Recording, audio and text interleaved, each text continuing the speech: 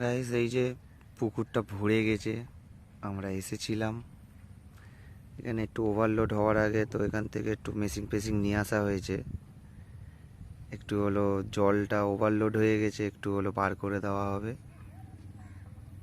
কেন বেশি ওভারলোড হয়ে গেলে তো সমস্যা হবে, মাছ ফাছ অনেক আছে, প্রবলেম হয়ে যাবে। তো একটু জলটা বার করার জন্য আমরা এলাম, এই কাজ চলছে।